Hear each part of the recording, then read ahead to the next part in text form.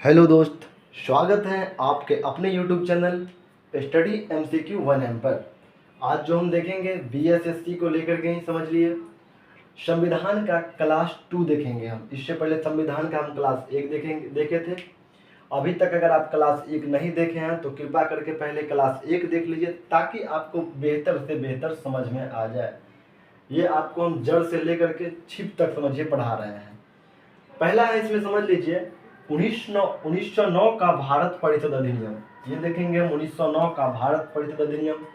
इसमें कहा गया है इसे मार्ले मिंटो सुधार के नाम से जाना जाता है। 1909 के भारत अधिनियम को मार्ले मिंटो सुधार के नाम से जाना जाता है, याद रखिएगा।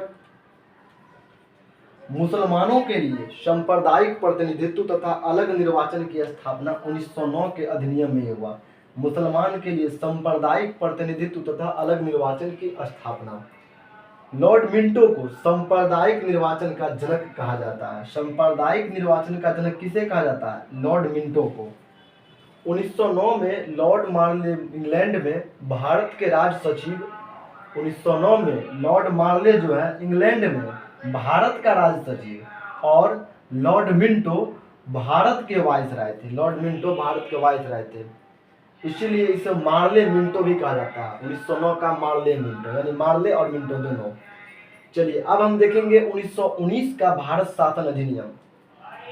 इस अधिनियम को मॉन्टेग्यू चेम्सफोर्ड सुधार के नाम से जाना जाता है। 1919 को मॉन्टेग्यू चेम्सफोर्ड सुधार के नाम से जाना जाता है।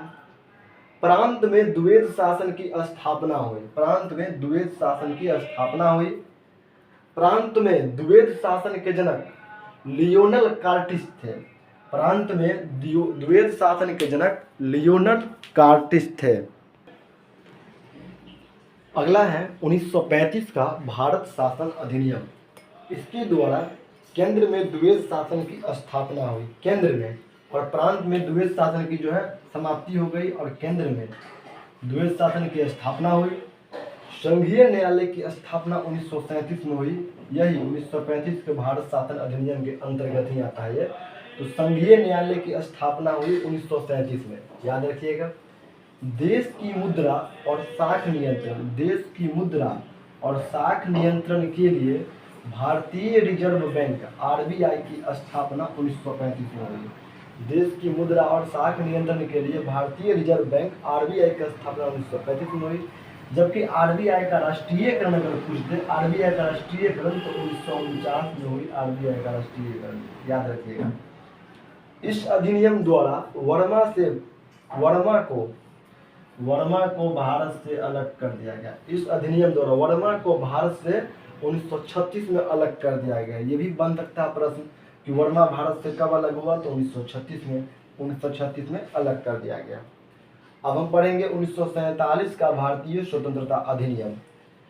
इसके द्वारा 1947 में स्वतंत्रता मिली, और भारत और पाकिस्तान दो अलग अलग देश की स्थापना हुई। भारत और पाकिस्तान दो अलग अलग देश की स्थापना हुई विभाजन द्वारा। और इसमें जो पाकिस्तान के लिए जो जनमत संग्रह में जो मत दिया था कि पाकिस्तान भी देश बने, तो ये बना दिया था सिलहट जिला। एक है सिलहट जिला है जो भी पाकिस्तान में है, यही मत दिया था कि पाकिस्तान एक अलग देश बने। जनमत संग्रह में इसका मत अधिक पड़ा था पाकिस्तान के लिए। चलिए मिलते हैं अगली वीडियो में। यह आज छोटा पटाखा था। कल जो हम देखेंगे संविधान निर्माण, उसमें काफ़ी लंबा वीडियो हो सकता है, 20 से 25 मिनट का वीडियो हो सकता है, इसलिए आप ज़रूर देखिएगा। आशा है नहीं, विश्वास है। कमेंट जरूर कीजिएगा।